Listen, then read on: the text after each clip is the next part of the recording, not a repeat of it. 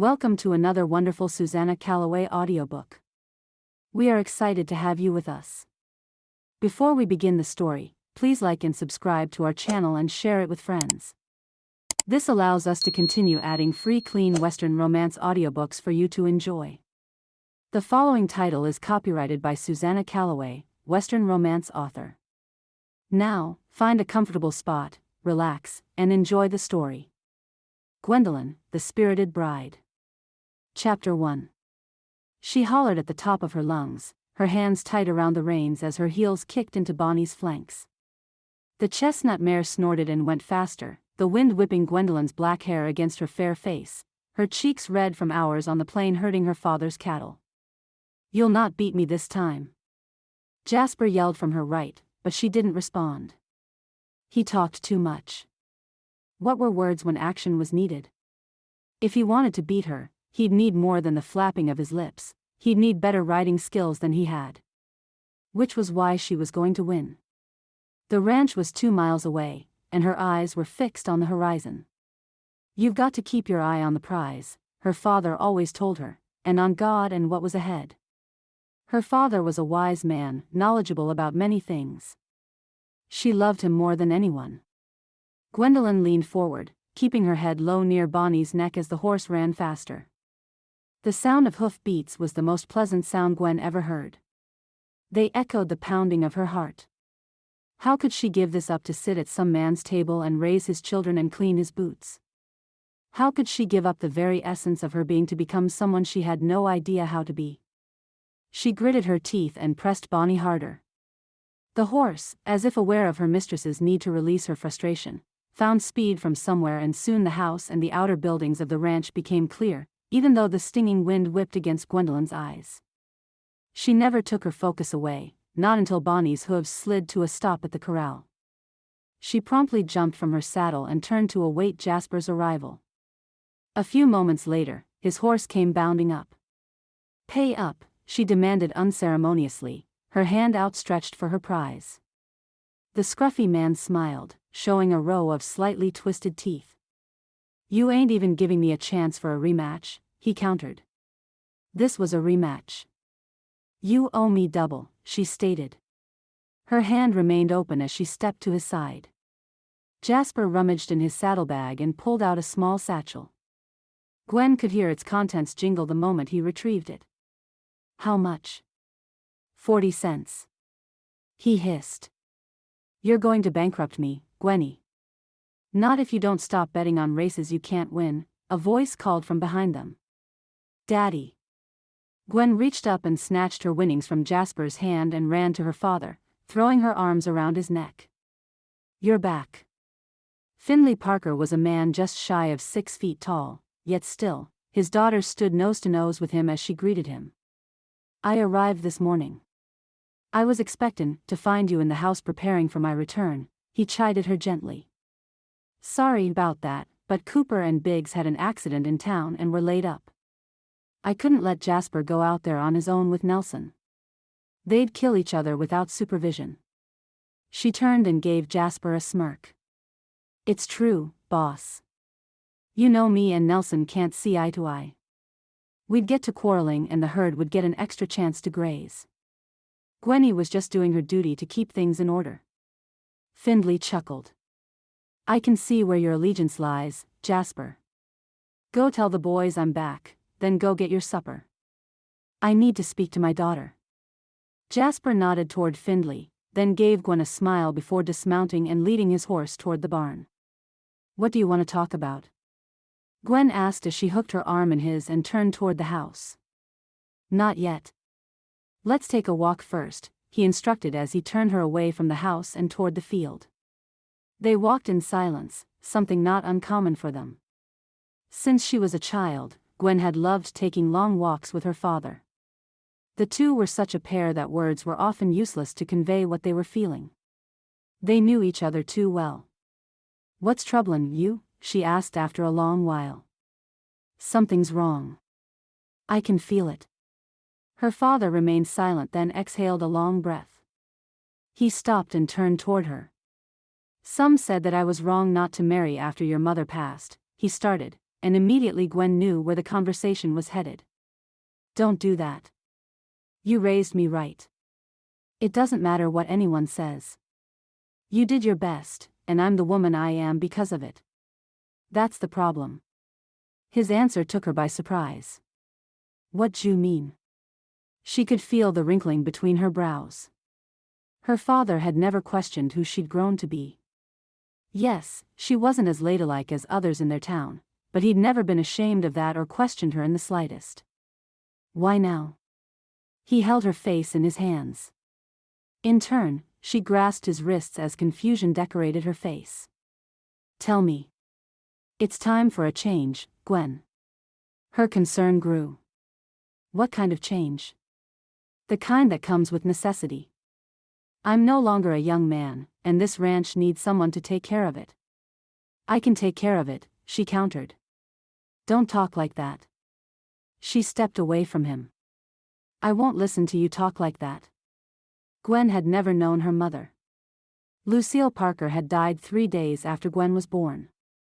Her father had never remarried, though there were women who had tried to become the next Mrs. Parker. However, her father's heart belonged to the one he'd lost. There was no one else who could ever fill it. Instead, he'd focused his attention on his ranch and his daughter. He'd raised her alone with no woman to aid him, and because of it, Gwen was as rough and rugged as any man, plus as adventurous and savvy as any son could be. If she'd been a boy, her father would be more than proud, but now at the age of 22, she seemed doomed to spinsterhood. It was a fact that bothered him more than it did her. Gwen was happy to walk her life alone rather than give up who she was just to be what others told her she should be. Gwen, her father said firmly. You have to listen to me. Her hazel eyes met his. They were so much alike. Why did that have to be a bad thing? If she'd been a son, it wouldn't have mattered. Why was the fact that she was a woman mean that all of him and her became something wrong and inappropriate? I've tried to keep this from you for a long time, but there's no more time. His words made her wary. Why was he speaking in such a way? Keep what from me? She asked hesitantly. Her father stepped toward her. You need to find a husband. Daddy. Listen to me. I'm sick, Gwen. I've been sick a long time, but now the doctor says I can't keep up life as I know it. Things have to change, for me and for you. What's wrong? He shuffled his foot in the dirt. I've been keepin' it from you the best I could. Not cuffin' in your presence. Not spitting in my kerchief when you was watching. He gave her an apologetic look. It's consumption. The word was like a punch, knocking the wind from her lungs. It couldn't be. He looked fine. It was impossible. A death sentence. He couldn't have consumption. She shook her head. No. It ain't true. You can't. But I do. God knows I wish I didn't, but it's confirmed. The trip I took was to see a doctor who specializes in this sort of thing. He says there's no doubt. Daddy, she started but couldn't find the words to continue as her heart broke open. She stepped forward and clung to him as if sheer will could reverse the dark news he'd just delivered. I need to make sure you're safe and happy before I leave this earth, he whispered into her hair as she wept. I'm going to find a place for you. I promise. Chapter 2. The months rolled by so quickly. Too quickly. Gwen watched as the man she loved, the one she'd built her entire world around, wasted away before her eyes. The ranch became unkempt, the hands were afraid of catching the virus and soon abandoned the place for safer work. Only Jasper remained. He'd had a sister die of the disease, and he knew what it was to watch someone you love die. He chose not to leave Gwen alone to deal with it. There was a lot of work but not enough hands, far more than one man could handle. Before, Gwen would have gladly gotten on her horse to herd beside him, but now, her duties were inside at her father's side. She was forced to sell off some of the cattle. Soon, there was hardly anything left. Gwen, her father called from his bed. Coming, Daddy, she answered as she rushed to his side. He was sweating profusely, something that had become too common as his illness had progressed. That wasn't the worst part, though. The coughing had grown more frequent and violent. No longer was it white mucus, but now the white was more often tinted with red than anything else. Jasper said it was a sign that his time with her was coming to an end, but Gwen refused to accept it. She prayed night and day for a miracle. She believed she'd get it if she just had faith. God would spare him. "I'm here," she said as she sat beside him on the bed. She immediately reached for the cloth to wipe his brow and face, but he pushed her hands away gently. "Don't worry about that," he said hoarsely before another spell of coughing gripped him. Gwen took the cloth that had been for his brow and brought it to his mouth. Once he settled, she pulled it away. A red smear met her eyes, and her heart sank as she dropped the cloth into a basin. "It's all right," her father assured her and took her hand. "I need you to do something for me, Gwenny," he said through shallow breaths. "Anything," she whispered as she patted his pale knuckles. "Usually, it's a father's duty to find his daughter a husband suitable for her, but I'm afraid I'm not up to it. Even if I was, given my condition, I doubt any man would come within a mile of this place, except Jasper." It was true. Since word had spread that her father had tuberculosis, people gave her a wide berth when she came to town and no one but the doctor came out to visit. No man was coming to claim her hand, not that she was concerned. Her only thought was for her father, not herself. "Daddy, you don't need to worry about anything. I'll be just fine." "You're going to get better," she insisted. "Gwenny, I'm dying." "No," she said firmly as she fought the tears that stung her eyes. "I know you don't want to accept it, sweetheart, but I've made peace with God on this." Anger she didn't know she harbored suddenly rose up within her. "You can't do that. You can't just accept this, Daddy. You always told me God answers prayer. How can He heal you if you accept death?" The look in her father's eyes was gentle and sad. "I accept His will." "It is not His will that any should perish," she argued. "No, it ain't, but we all must die just the same. It was His judgment for Adam's sin, and it hasn't changed. Our lives on this earth must come to an end, and my end is coming quickly. I want to be sure of your future before I go." Gwen wanted to protest, but she couldn't. The look in her father's eyes quelled the fire inside her that told her to fight. "No one's going to marry me, Daddy. I'm no lady. The boys may have loved me like a daughter or a sister, but none of them want to marry a woman who can ride better than they can or shoot better." Her father squeezed her hand. "There's bound to be someone out there who can see your worth. There are more men in Texas than those in this town. There are even more in the world. I'm sure the right one will find you if you just look." "How? Where?" Her father's hand moved under the sheets on the far side of the bed. A moment later, he pulled out the newspaper she'd bought for him days before. He hardly had the energy to read, but he insisted on knowing what was going on, even if it took him forever to get through one article. "What's this?" she asked as she took the paper from him and began to read. There were advertisements, a page full of them, of men and women writing looking for a spouse. She raised skeptical eyes to her father. "There's more than one way to meet someone. This way you can say who you are and what you're like and then the right man will answer you. You don't even have to go meet them. You just write." "I can't do this. How can I put myself out there for the world? They'd likely ridicule me." She folded the paper and set it aside. "Besides, there's no guarantee anyone would even answer." Weak as he was, her father raised a hand to her face and cupped her cheek. "You just be you. The right man will see something all the others can't." She shook her head. "I don't want to." "You must. When I'm gone, there isn't going to be anything left for you here, and you're too good a woman to be left alone all your life. Please, Gwen, do it for me. I won't rest easy if I don't know you're somewhere safe and happy." Gwen didn't want to do this. It was hard enough to be rejected by the few she did look on with appreciation. She couldn't imagine putting an ad in a newspaper for the entire country to see. Rejection by a nation was far worse than that of those in her small corner of Texas. However, she couldn't say no. If this was what her father wanted, she would at least try. She'd endure the embarrassment of having to resort to such a method to find a spouse, and she'd keep trying until there was no longer a need.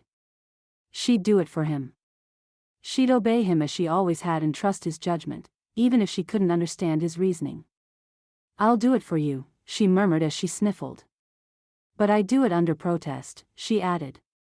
Her father smiled. "Your feelings are noted.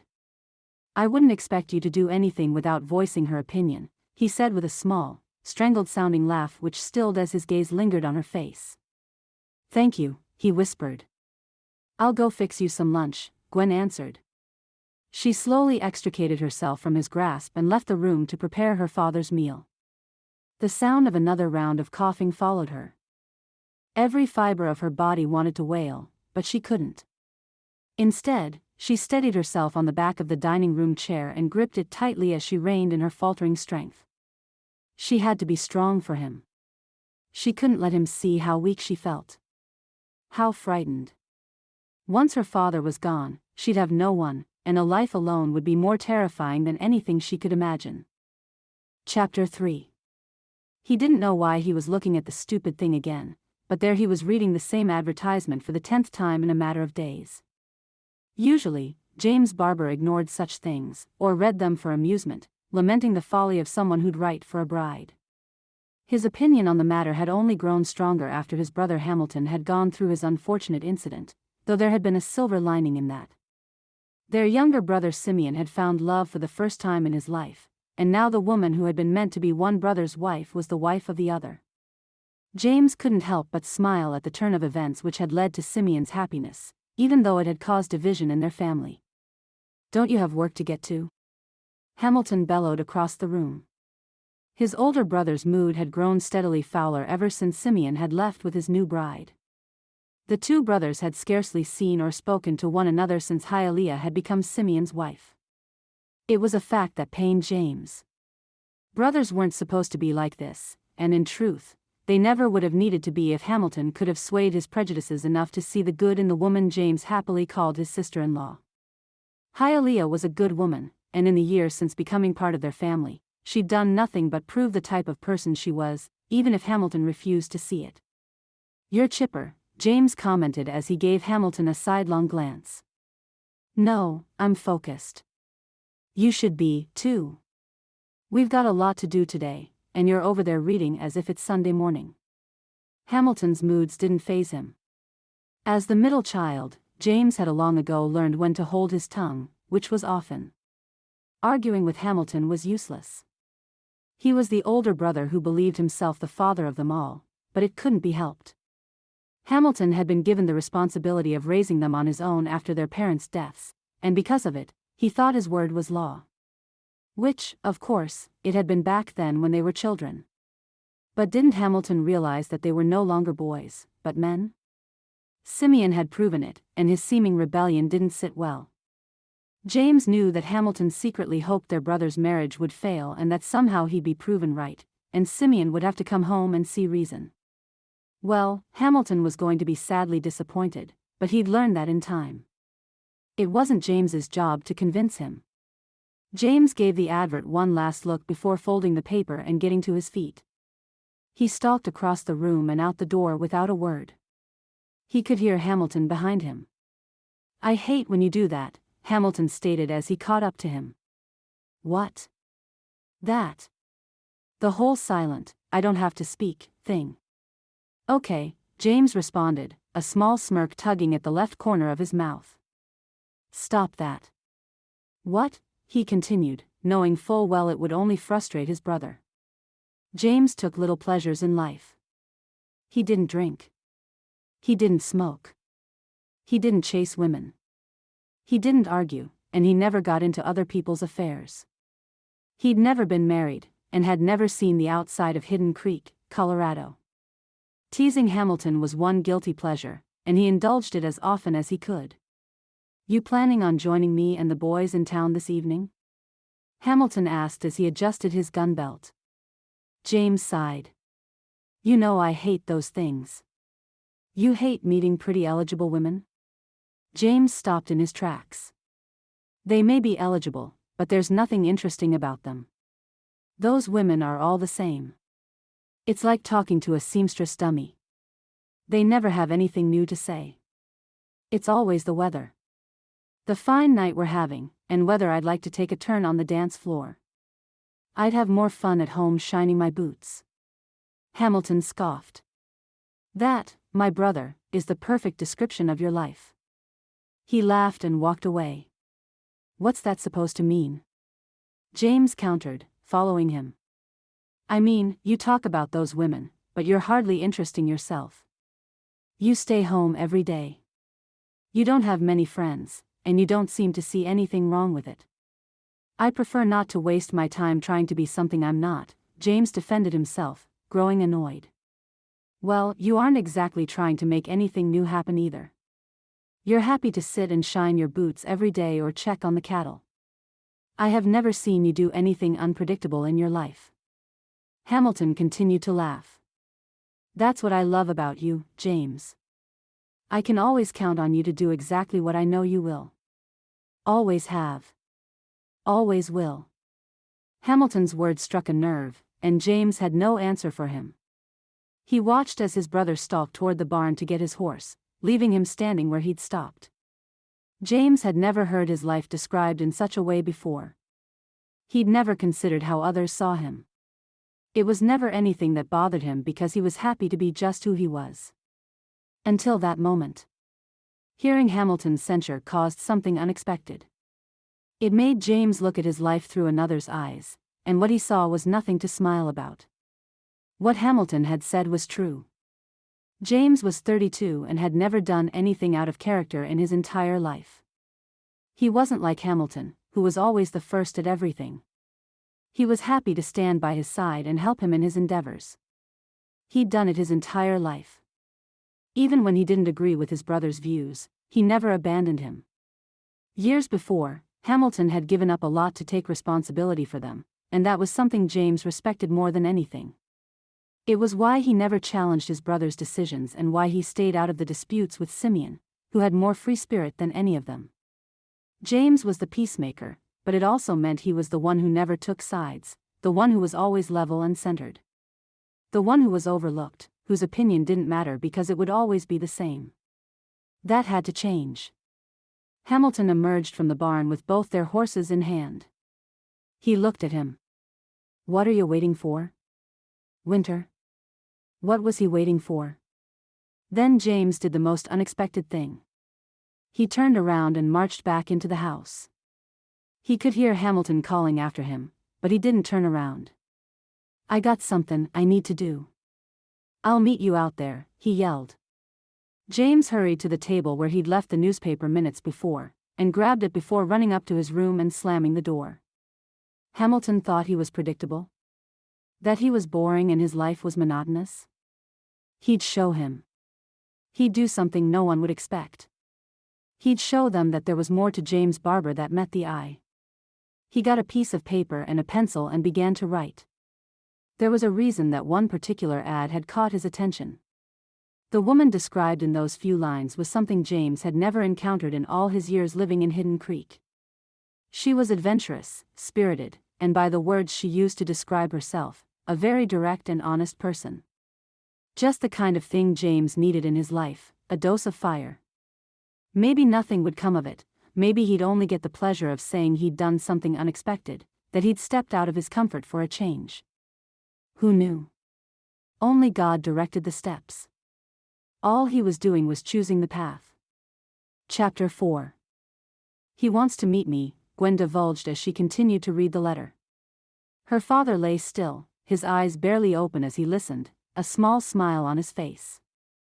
Gwen's eyes grew wide as she read the final lines. He wants to marry me. It had been months since she'd received the first letter from James. Initially, she'd thought his letter a joke, a way to make fun of her, but her father had insisted she reply and so she had. Since then, there had been many letters, each one more intriguing and more revealing than the one before. James didn't mind her somewhat wild nature. He seemed completely enamored of her stories of life on the ranch. He even challenged her to a race when they eventually met. I told you, her father murmured. I told you that there would be a man who'd see your worth. He coughed weakly. What should I say? She asked, looking at her father for direction. What do you want to say? He answered. This isn't my choice to make now. You have to take this step on your own. You like him. I can see that. But do you like him enough to love him? She didn't know the answer. James seemed wonderful, but how could she think of leaving her father now when he needed her so much? How could she think of marriage when her father was dying before her eyes? I can't. Sadly, she folded the letter and returned it to the envelope. Why not? Her father questioned. Am I wrong in thinking you like the man? No, you're right. Still, I can't, she answered as she stood and turned away from his bed. She didn't want him to see the look on her face.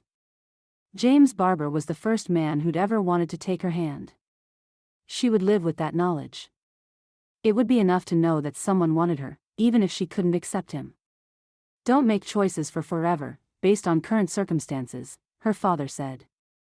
I know you don't want to leave me, but I'm already gone. I'm just waiting for you. She turned. What did you mean? I've only kept going for you, but I'm tired, Gwenny. My body is tired and so is my spirit. I told you I couldn't rest not knowing you would be looked after, he rasped. The opportunity is there, but I can't make you take it. I can't make you choose to live once I'm gone, and that's what I'm afraid of. That you'll stop living. That you'll resign yourself to whatever may happen, and stop choosing the path you want to follow. He paused and his breathing grew rough before it settled again. He continued, You've always marched to your own rhythm, boldly, like Queen Esther in the Bible. She faced death and still did what she knew to be right, even before a king. She sought wise counsel and was rewarded with a throne. His words were interrupted by a violent round of coughing that sent Gwen rushing to his side. You've always listened to me and done what I told you, her father said, once the coughing ceased. Listen to me, one last time. Go to Colorado. Marry James Barber. He'll do right by you. I'm sure of it. Tears made dark stains on her green skirt as Gwen began to weep. How can you be sure? She asked. Because that's what I prayed for. Say you'll do it when I'm gone. Promise me you won't let the fire inside you die. Promise me that you'll keep on living long after today. Long after this chapter in your life. Promise me. I promise, Gwen blubbered as tears shook her. I promise. Live a good life, Gwenny.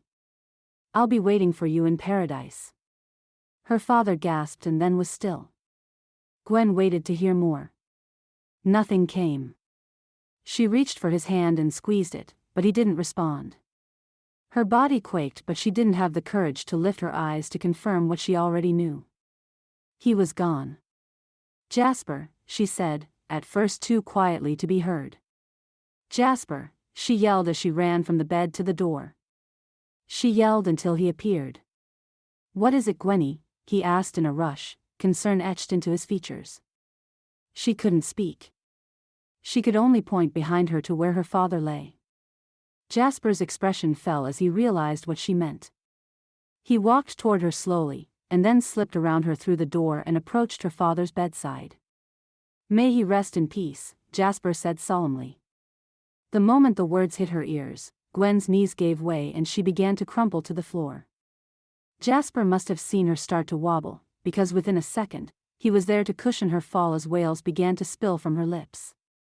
Let it out, Jasper soothed as she gripped his shirt and sobbed into his chest. The hurt was so much she didn't think she could bear it. It was as if someone had shot her right through her middle, leaving a gaping hole. No matter how much she cried and moaned, she couldn't get the hole to close. It only grew, threatening to swallow her entirely.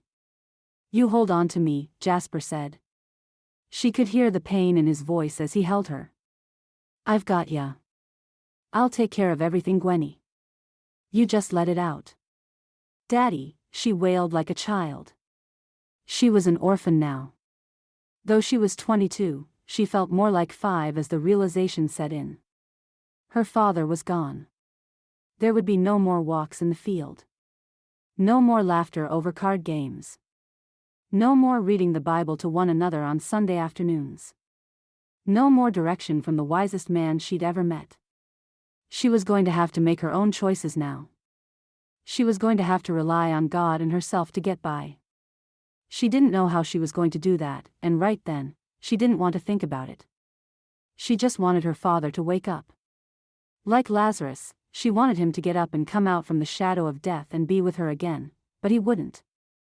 God hadn't answered her prayer to save him. He wasn't going to answer her silly wish either. God's ways were perfect, even if she didn't understand them. Her father's words echoed in the recesses of her mind, only making her cry harder. She'd never doubted her father in life. She couldn't doubt him in death. All she could do was weep at the chapter of her life that had just closed, never to be opened again. The chapter where she was a dutiful daughter to a loving father. The chapter where she was safe and life made sense. Only God knew what waited ahead of her. Chapter 5. He still couldn't believe she was there. After his proposal, James had waited months for a reply. He had been sure he'd scared her off, that her affection toward him hadn't been true when finally, another letter arrived. Honestly, his own boldness had taken him by surprise when he'd written the words asking her to marry him. It wasn't until he'd sat to write her again that he realized that after months of correspondence, he felt for her the way he'd never felt for another. Then he'd learned of her father's death, and the urge to protect her grew even stronger. He'd written again, repeating his request for her hand. The day the letter arrived with her acceptance was the best day of his life. She wanted to marry him. Not someone bland and timid, but a woman who was bold and had courage that he'd never seen before. Though in the weeks since her arrival, he was beginning to wonder if all that boldness was necessarily a good thing. When Gwendolyn first arrived, she'd been quiet, which under the circumstances wasn't entirely strange. She'd lost her father, sold her ranch, and moved hundreds of miles from her home to marry a man she'd never met in person. It was enough to make anyone nervous and reticent. But it hadn't lasted long. Once she'd gotten used to the place, a person could hardly keep her indoors. "She's wild," Hamilton repeated as they checked their horses for the morning's ride to take the herd to pasture. James couldn't remember how many times Hamilton had said it since Gwendolyn arrived, but he was getting pretty tired of hearing it. "So what if she isn't genteel?" "I like it." Hamilton scoffed. "You don't know what you're saying. A woman like that could never make a proper wife. You'll be spending all your days trying to find her, instead of her being at home keeping house." "What makes you so knowledgeable about women?" James retorted. "I don't see your wife running around here anywhere."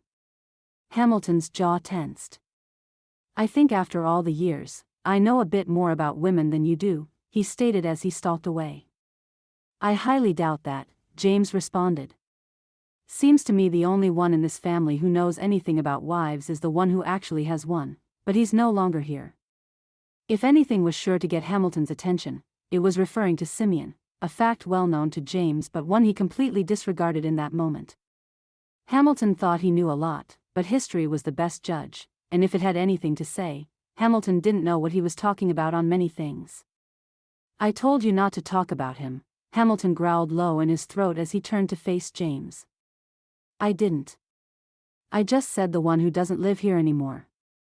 "If I wanted to say Simeon, I would have said it," he snapped.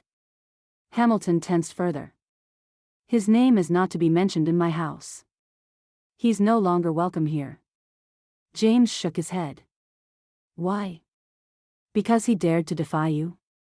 "Hamilton, Simeon's a grown man.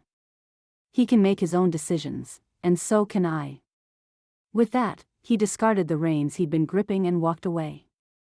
Hamilton could take the herd out on his own. He had something better to do. "What the world's gotten into you?" Hamilton called to his back as James continued his march back to the house. James didn't look back as he heard his brother continue. "It's her. Since she got here, you've been different and you know it. She's changing ya and not for the better." James slammed the door to the house. He was halfway up the stairs when he noticed Gwen sitting in the large armchair that backed the door. He stopped, dumbfounded. In the light that fell on her, she was stunning. Gwendolyn was a beauty in any man's eyes. James was sure that even Hamilton couldn't disagree with that. She was tall, unlike most women he knew, but he liked that about her. She could look him straight in the eye. Her skin was alabaster with a splattering of tiny freckles across her nose and cheeks. The corners of her mouth were slightly upturned as if she were constantly amused. Then there were her eyes. It wasn't so much the color that drew him, but how bright they were. They seemed to have their own radiance, but he was sure he was being ridiculous. Maybe it was because of how he felt when he looked into them. "Did you hear all that?" he questioned, once he'd regained his focus. "Yes," she stated flatly as she raised her eyes to him. He was yelling. "So were you. Hamilton doesn't like me. He doesn't know ya. He seems to think he does." She sighed and got to her feet. "Look, James, I didn't come here to be a burden or to tear two brothers apart. We aren't married yet. I can go home. I'll manage just fine on my own."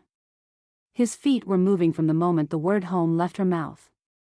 The next second, he was standing right in front of her. "You don't have to do that," he stated as he reached out to touch her arm. She looked at where his hand rested on her arm, and then her eyes returned to him. They were like the eyes of a doe, large and innocent, trying to decide whether to stay or run.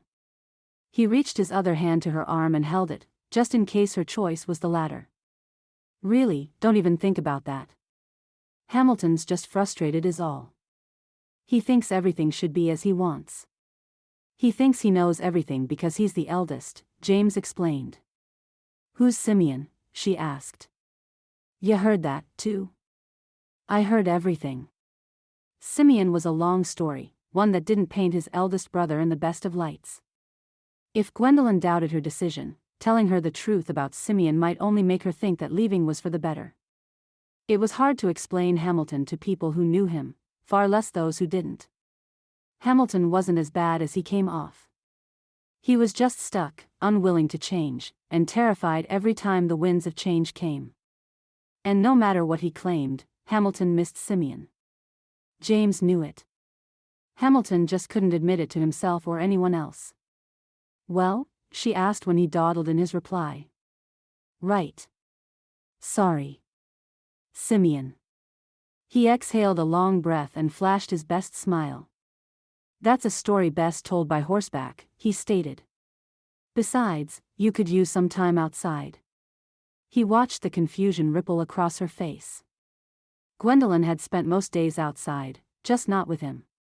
James aimed to change that. "Trust me," he stated as he let his hand slide down her arm to grip her fingers. Again she watched the action with trepidation, but as he moved toward the door she didn't protest. She followed him willingly out of the house and to the barn. James had gotten a horse just for Gwendolyn after she told him of her Bonnie, whom she'd had to sell before leaving Texas. Comet was no sweet mount, but James had been sure the two would get along just fine, and they had. Gwendolyn knew the horse better than she knew anyone else on the ranch. They'd spent more time together in the field than James had with her, and like Gwendolyn, he felt his best on the back of a horse out in the field. It was time she knew him better, because there was so much in her eyes he wanted to know for himself.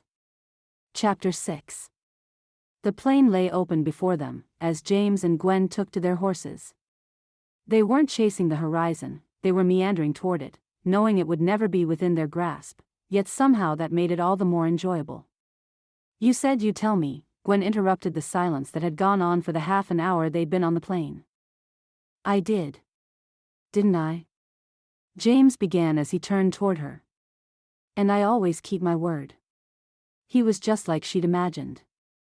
Everything she'd read in his letters. Gwen couldn't believe it at first. It was as if her father's words had proven true yet again. She'd watched him out the corner of her eye for some time since they'd left the ranch. She'd never really had an appreciation for a man on a horse before, but none had ever looked the way James did. He sat with his back erect, though it wasn't forced. He folded his arms in a casual way over his pommel as they rode. His chestnut hair blew gently in the breeze, the front just a tad longer than it should be but neatly cut. It was almost as if fingers were playing in it. Unlike Hamilton, James had the beginnings of beard from not shaving recently, but there was something about it that Gwen liked. It gave his face a rugged look and couldn't hide the cleft in his chin, and there was no denying the depth of his brown eyes. They were like the brilliant bay coloring of a healthy horse's coat. She was mesmerized. It was that thought that had caused her to speak. Her mind needed the distraction. "You said you keep your word, so tell me. Tell me about Simeon," she insisted. James seemed to hesitate and then began to tell her one of the saddest things she'd ever heard. How could Hamilton have treated that young woman in such way just because of her Indian heritage? How could he have disowned a brother who had shown more compassion and care than anyone else in the situation? She couldn't understand. "And what do you think?" she asked, once James had finished his story. "I think Simeon had to find his own path," he answered. "And I think he took the right one. So why not tell your brother that? Let him know you stand by Simeon?" "Because it isn't that simple," James stated. "You don't know Hamilton. You don't know what he had to give up to be there for us, or why he thinks the way he does. He can't help it. It's the way he was brought up. Weren't you and Simeon brought up the same?" "No, not really. Hamilton was the one our father went to.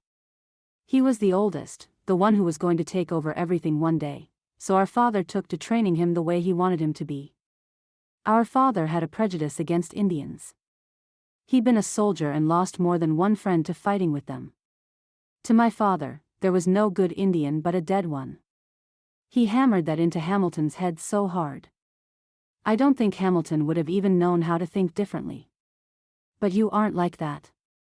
"No. Simeon and I had our mother, and she was a God-fearing woman who saw all people as equals. Our father, however, didn't care too much about what God had to say about it. He was more concerned with shaping Hamilton the way he wanted, than to consider what the Lord had to say. He used the word of God on Hamilton like a tool, fashioning him to think in ways so contradictory, it was hard to watch. I know it was hard for our mother. She must have hated seeing her son turn out that way. She did. It broke her heart, but it made her even more determined to see to it that we didn't end up the same way. It worked." "So why do you stay?" she questioned. "Because I believe with the right help and the right opportunity, my brother can change. At least I pray for it," James confessed. Gwen could tell the conversation was difficult for James. It couldn't be easy to admit his brother was such a man, or that his father had been worse. There was only one way she could think of to remedy it. "Race you?" she said with a grin. Before he had a chance to dig his heels into his stallion and take off after her, she'd kicked her heels into the flanks of her horse. Exhilaration filled her as the animal sprang to life. One moment James was beside her, and the next, he was somewhere in the distance behind her.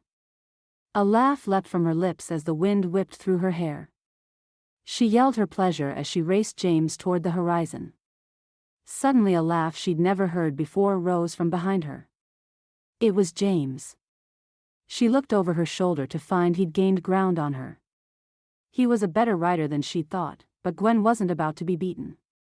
She kicked her horse again, and Comet increased his speed. Gwen looked over her shoulder in delight as she darted before him.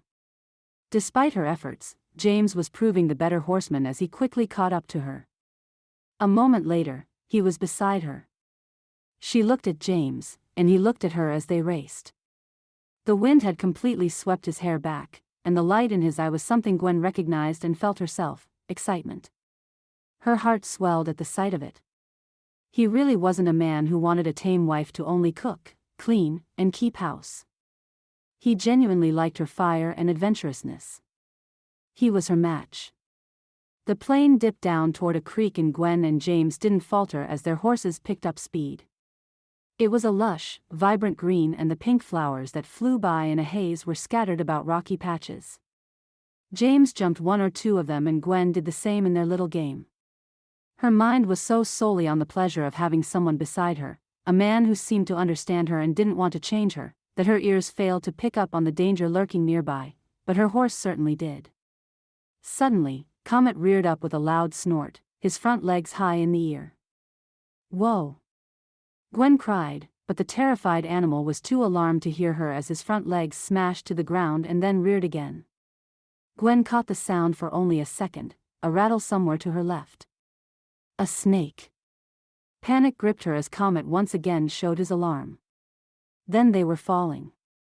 There was no way to stop it. Gwen barely turned to see the ground rushing up to meet her as she raised her hands to protect her head. She and the 1,300-pound animal toppled. The sound of James yelling her name was the last word she heard before darkness took her. Chapter 7. I warned you something like this would happen, Hamilton repeated as he hovered nearby. I told you she was wild. I know you did, James hollered, taking his brother by surprise and causing Doc Parsons to jump. Sorry, document. If you boys aren't going to help, I suggest you get out of here and let me tend to my patient, the aged doctor instructed sternly. Doc Parsons wasn't a man who minced words. He was as straight as they came and highly skilled. He was the best doctor around for miles, and it was sheer luck that he'd been in town. If she dies, Hamilton began, and the words sent a chill through James's heart. Shut your mouth, he raged. That's it. Both of you, out, the doctor ordered with a finger pointing to the door. She doesn't need your yapping. Doc, James began but was quickly silenced. I said, out. James walked angrily from the room with Hamilton right behind him. The door had barely closed on their exit before he turned on his brother. What do you think you were saying in there? He barked. Talking about death while she's lying there like that? I was being realistic, Hamilton retorted. Something you should try. What's that supposed to mean? It means you've been running around in a dream world since you met that woman. All this talk about life and adventure, and look where it's got you. She isn't fit to be a wife. She's more a man than a lady. Watch your tongue, James growled. She may not be some timid flower, but she certainly ain't no man, and I'm getting really sick of hearing you speak ill of her. I speak the truth, and you know it, Hamilton argued as he poked a finger in his brother's chest. James glared at it as anger rose up inside him. I'd get that finger out my chest if I were you, he replied coldly. What? You going to fight me now? See what she's doing to you? She's making you into someone you're not. You hardly seem my brother any longer, Hamilton stated, his tone softening. What's happening to you? James's jaw clenched. He wanted to hit something, and before that feeling unleashed on his brother, he left. Grabbing his jacket, he stormed from the house, slamming the door behind him. It was dark out. The hours had flown by since the accident. James's hadn't even realized when the sun had set, not that he cared now. He stalked to the barn where his horse was stabled. He untethered him and slapped a saddle on, belting it in place before immediately swinging a leg up and over the animal's back and tearing from the barn. James raced into the night, to the very creek where he and Gwen had been. Once there, he jumped from the saddle and began to vent his anger to the heavens as he yelled and kicked the ground in frustration. He was angry, but it wasn't with Hamilton, though he did deserve a tongue-lashing for his callous words. He was angry with himself. It was his fault that Gwen had gotten hurt. He should never have encouraged her. Hamilton had been right, he wasn't acting like himself. It was because of her, she made him feel things he'd never allowed himself to feel. She made him want to be more than he'd ever been, and that careless notion could wind up losing him the woman he cared about most. Lord, he cried into the night, help me. What the world am I doing? He sank to his haunches, his head in his hands. If she dies, it's my fault. How could he think he could be responsible for a family when he becomes so irresponsible in a matter of weeks? Irresponsibility that had already led to unthinkable and maybe permanent consequences. Maybe he had made a mistake in trying to prove that he could be more than what others thought of him. Maybe, Hamilton was right. Maybe, Gwen was too much. Doc Parsons was still cloistered in Simeon's old room by the time James returned.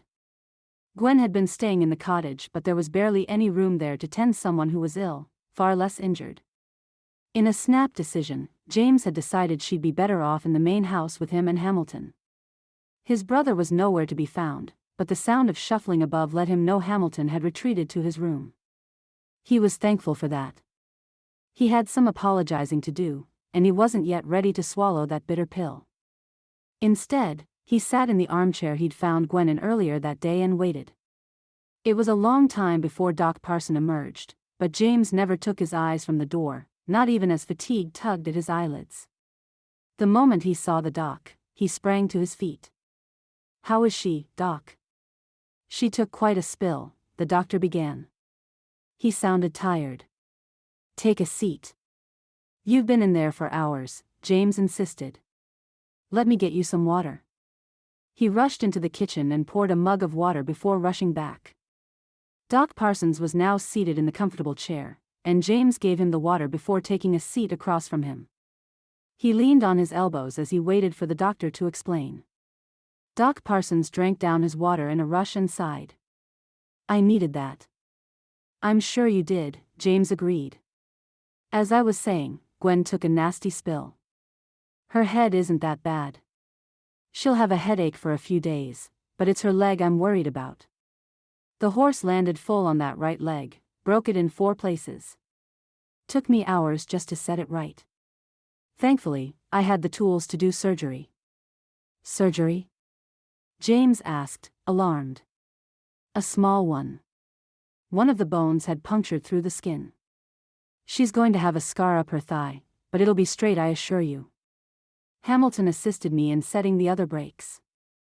Took us some time.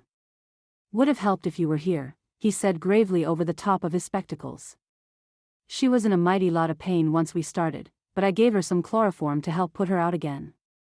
Guilt weighed on James's shoulders. He should have stayed. He should have been there when Gwen had needed him. Another example of how unprepared and irresponsible he was.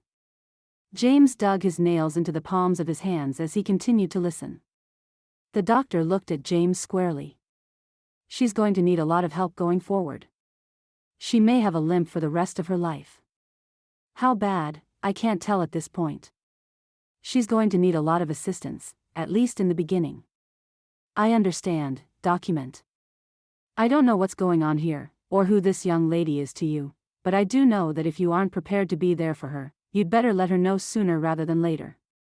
A lady's heart is a fragile thing, and given the condition she's going to be in when she wakes up, it's best you know your intentions and make them plain." The doctor got to his feet. "It wouldn't be fair to let her believe something's going to happen when it ain't." James walked the doctor out, his words reverberating in his mind. He didn't hesitate once the door was closed. He turned and walked toward the bedroom where Gwen lay recovering and slipped inside. A single lamp lit the room from where it sat on a small table in the corner. Bloody rags decorated the rest of it. Never a squeamish man, the sight made James's stomach roil as he thought that Gwen had been there alone through all of that, while he'd run off to throw a tantrum like a child. He sat in the empty chair the doctor had left behind. She was pale. Beads of sweat dampened her brow, and she lay completely still. Despite it all, she was still lovely. He leaned in beside her, resting on his elbows as he took her hand in his and began to pray. "Lord, please heal her." Chapter 8. She had never known pain like this in her life. Tears were streaming down her face long before her eyes opened for the first time after the accident. Gwen's head was pounding, but it was eclipsed by the searing pain that radiating from her leg and seemed to extend throughout her body. There was no position that made it better. Every movement, no matter how slight, sent singing shocks through her. The doctor came to check on her, though she barely remembered his visits. The pain was so great that he often administered something to make her sleep. The only thing she knew for sure was that James was always there. Gwen appreciated his care, especially in the first days when the pain was the worst, but as the days and weeks drew on, she began to realize that something had changed. It was there, in his eyes. The light she used to see when he looked at her had disappeared. His touch, which once seemed to hold something more, now seemed like that of any caregiver toward a patient. Was it her leg that was the cause of the change? The doctor had delivered the dire prospects days after the pain became bearable. He said her days of riding were more than likely over. She wouldn't believe it. She'd ride again. She was sure of it. She was going to have a scar, but she accepted that, though she hadn't reconciled with having a limp for the rest of her days. 5 weeks Gwen lay in bed until she was able to bear her own weight. Doc Parsons brought her a cane which helped her get around on her own.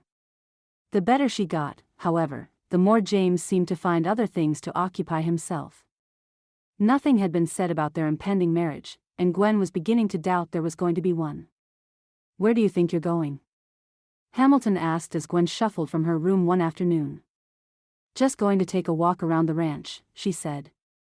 "Get some fresh air." He looked at her skeptically. "Keep away from around the corral. James is breaking in a new stallion and that thing's as ornery as a rattlesnake," he continued, and then set his eyes squarely on her. "He doesn't need any distractions." Was that what she was? A distraction? "I'll stay out of his way."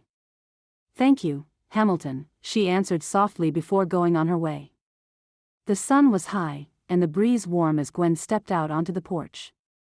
She negotiated the step down and then directed her path toward the south, away from the house. It was a slow pace, one she was still getting accustomed to, but at least the stiffness and discomfort had lessened significantly. Though the doctor said she'd limp, there wasn't much of one to speak of. Sometimes, Gwen believed it was just the stiffness that was the trouble, and after moving around for a while, that too began to disappear. There was a thicket of bluebells near the trees to the south. Gwen had discovered them before the accident, and it was the thought of those little purple and blue flowers that drew her now. She prayed as she walked, asking God why this had happened when everything seemed to be going well. What had taken James's heart from her, and would it ever return?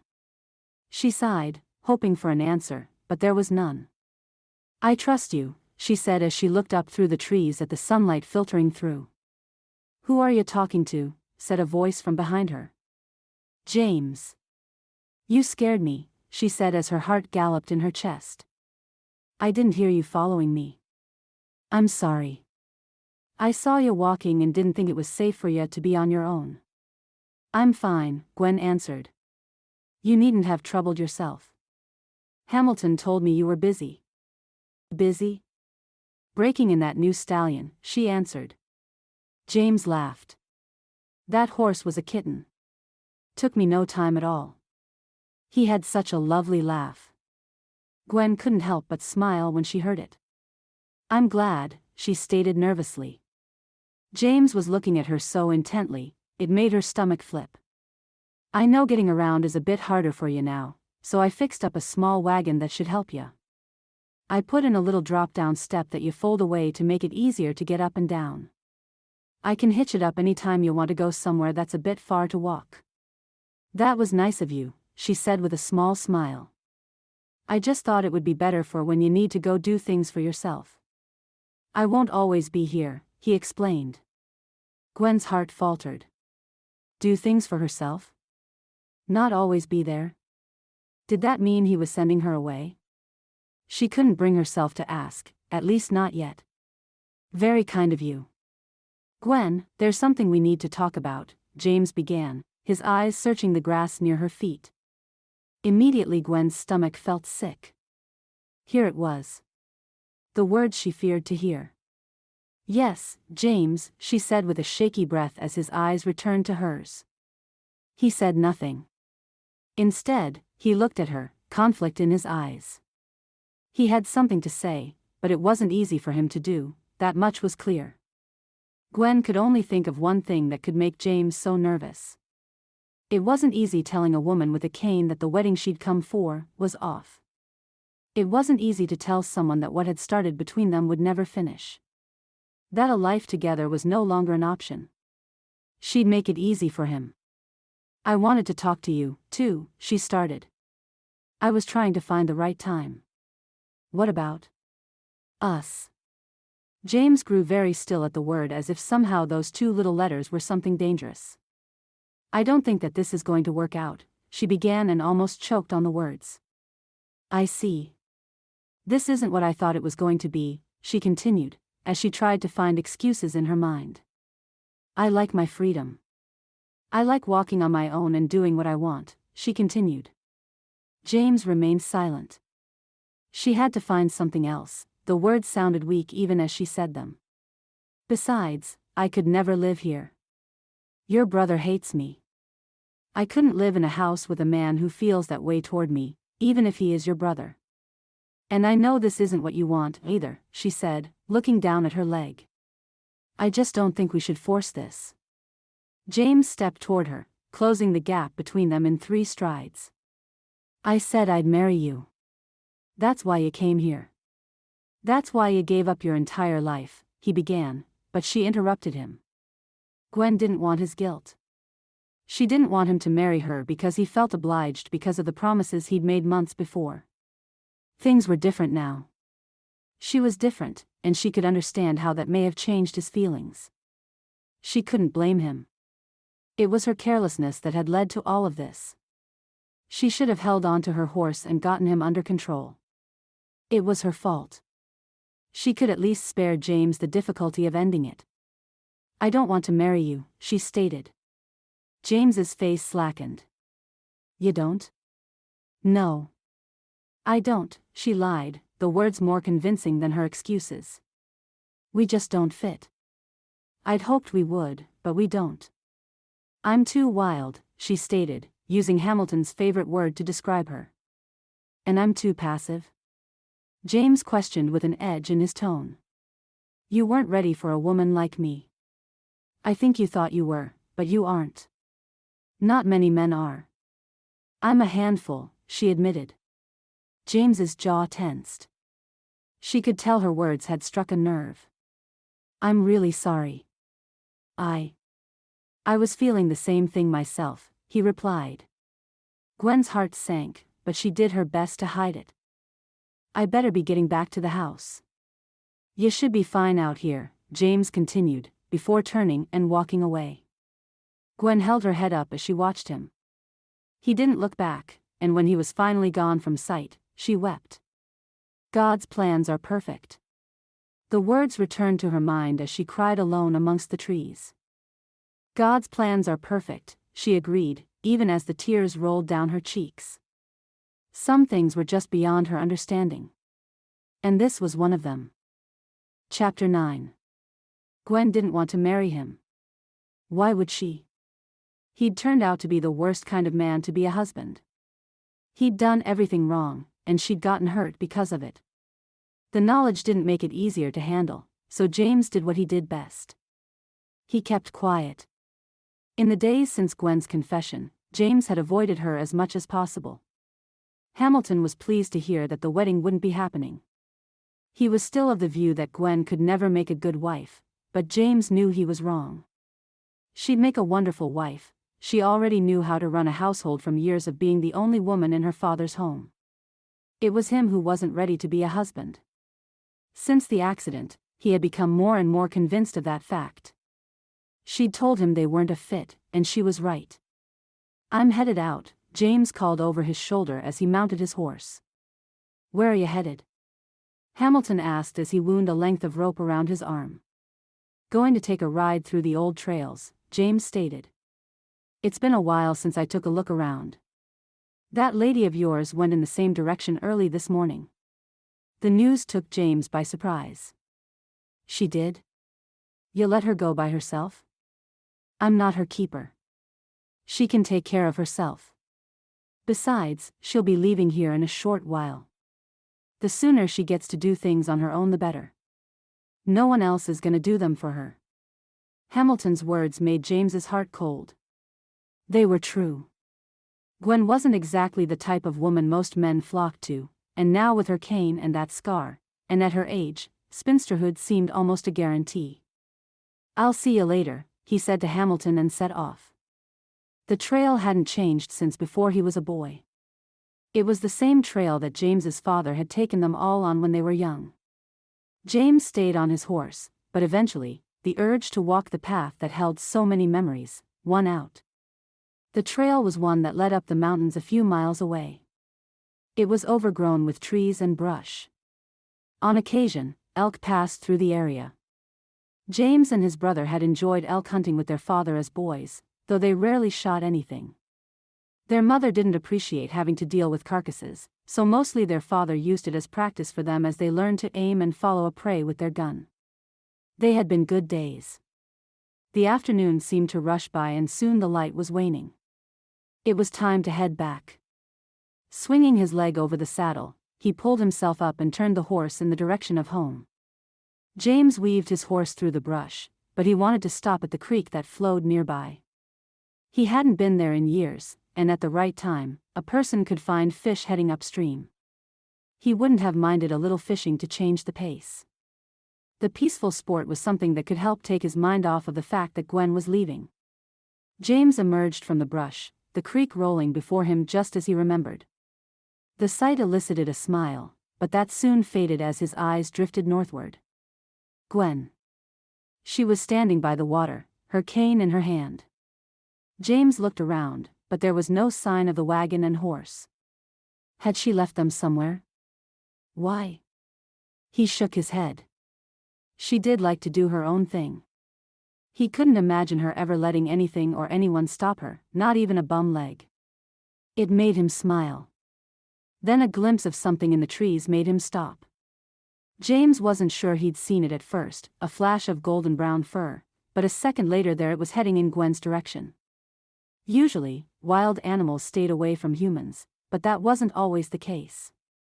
It was dusk, the time of day when they hunted. Mountain lions. Nocturnal creatures, they roamed the area when the sun began to set and well into the night, as they stalked their prey. This one was old, by the coloring of its coat, but there was no doubt that the hunger and thirst in its belly had drawn it to the water. Injured, Gwen was easy prey for the hungry cat that was much larger than her and equipped with claws and teeth. She would be far easier than an agile deer. Gwen, he called urgently, trying to get her attention. Clearly, she hadn't seen the animal, and it was closing in quickly. Any moment it would strike.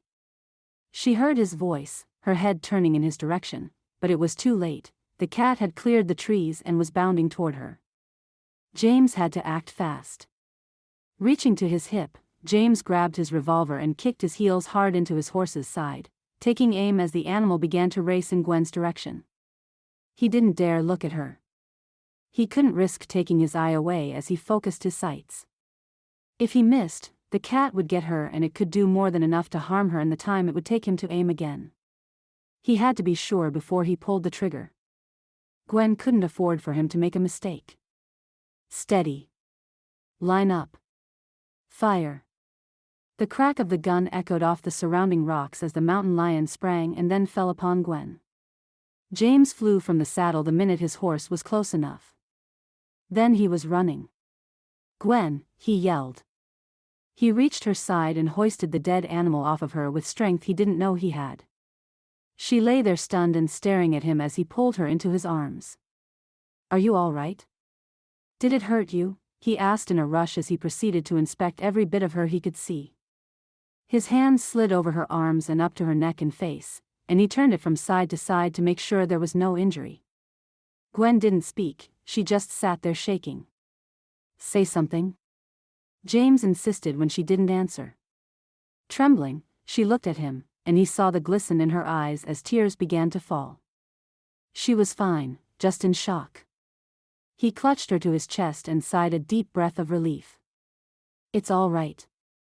You're fine now, he repeated as he sat on the earth beside her and began to rock her soothingly. Gwen's silence had been replaced by sobs as her shock melted into reality at what had almost happened. I got you, he insisted. I'm not letting you go. He wasn't. Ever. I'm never letting you go, he stated firmly. You hear me, Gwen?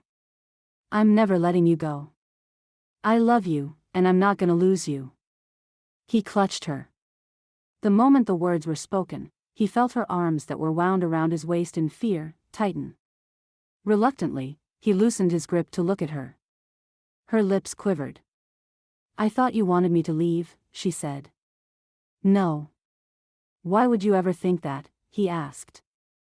That day in the thicket. You said. He was a fool. Of course, she'd believed he wanted to end it. No. I wanted to be sure you still wanted to marry me. But you were so busy all the time once I got better. I thought you didn't want to be around me, she continued. That wasn't it, he explained. I was trying to make things better for you. I was working on the wagon, and I was feeling like a heel. Why? She asked, her cheeks tear-stained. Because it was my fault that you got hurt. I encouraged you that day, and after the accident, when Doc Parsons needed my help, I wasn't there. He stroked her cheek with his thumb to wipe her tears away. I thought you were too much for me. I thought I couldn't be strong enough for a woman like you. He gave a small laugh. Even with a cane, you didn't need me to get around. I wanted you to be there, she said softly. And you were at first, but then, it was like you didn't want to be anymore. I didn't think you needed me. You're like no woman I've ever known. I wasn't sure what was right from what wasn't. You always said you were strong and didn't like anyone coddling you. I didn't want to push myself on you, so I gave you space and did what I could to make things easy for you. She shook her head. You could never push yourself on me, she insisted. I wanted you there. I like you taking care of me, she admitted, and James knew the significance of her words. He flashed a grin. You mean that? I never thought anyone could love a woman like me. Everyone always found fault with me. You were the first man who didn't. Then after the accident, I felt as if you were pulling away, so I did what I could to make it easier for you and me. I lied. He frowned. I said I didn't want to marry you, but I do. I really do, she insisted. I love you, James. He didn't know what came over him. One moment he was calm, listening to Gwen speak, the next his lips were on hers. It was a sheer delight when she returned his kiss. Be mine? He asked breathlessly when they finally parted. She nodded so urgently it made him laugh. Chapter 10. The sun was dipping low on the horizon as Gwen and James stood before Reverend Dixon. The witnesses were few: Simeon, his wife Hialeah, her mother Immokalee, and the Reverend's wife Mildred. The moment Gwen met Simeon and Hialeah, she'd taken to them immediately. Simeon was everything James had described, and Hialeah was even more so. The two women talked about their very different and yet similar backgrounds. They both knew what it was to grow up under constant scrutiny for who they were and for nothing they'd done wrong. Gwen had never had a female friend, but she was sure Hialeah was now her first, which was why she'd asked her to stand up with her. That being the case, it was only fitting for Simeon to do the same for James. It was a Tuesday afternoon in Hidden Creek, and the small town was busy carrying out their usual daily activities, completely unaware of what a special day this was. Those gathered near the edge of the creek which had given the town its name, knew better, and for Gwen, it was the most magical day there would ever be. We stand witness, Simeon and Hialeah said together as the Reverend questioned them before proceeding with the ceremony. Gwen's leg twinged under the strain of standing unaided. She'd refused to use her cane on such a day, and the pain was shoved into the background as she and James exchanged their vows. She was sure everyone could hear her heart as it danced in her chest, but she didn't care.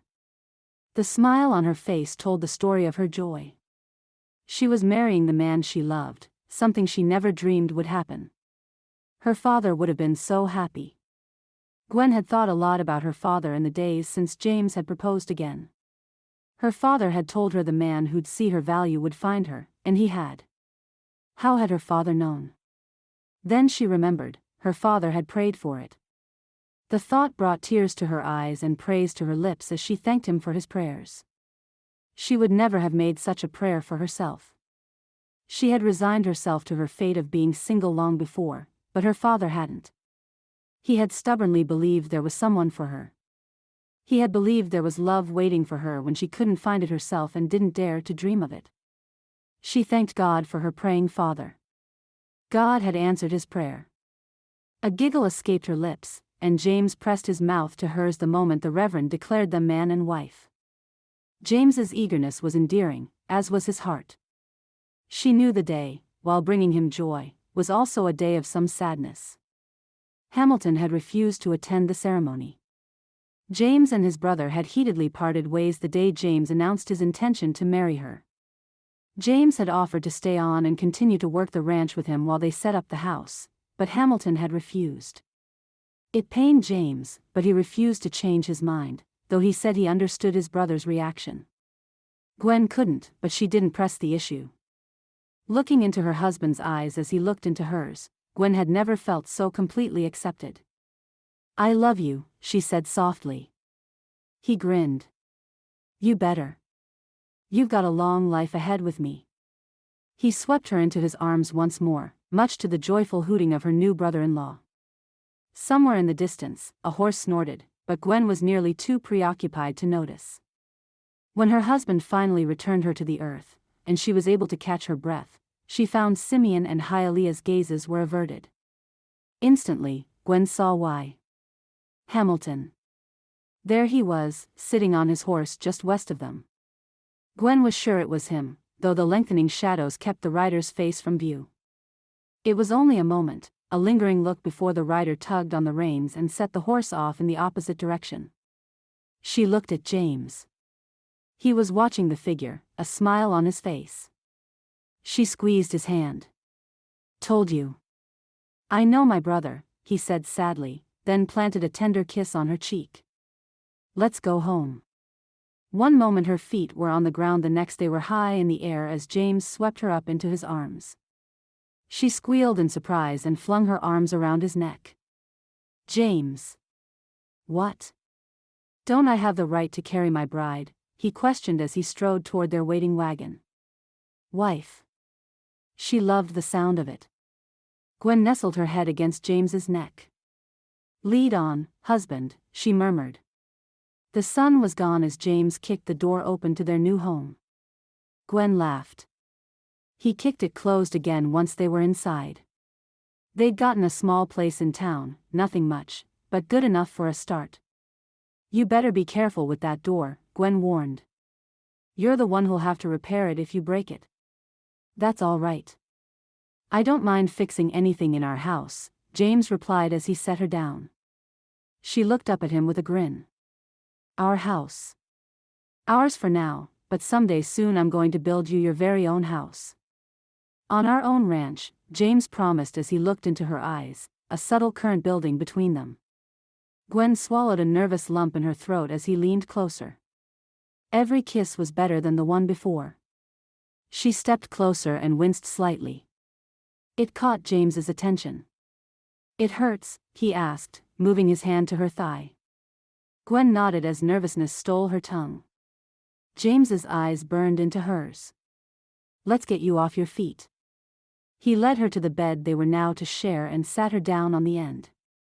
He knelt at her feet, looking up at her.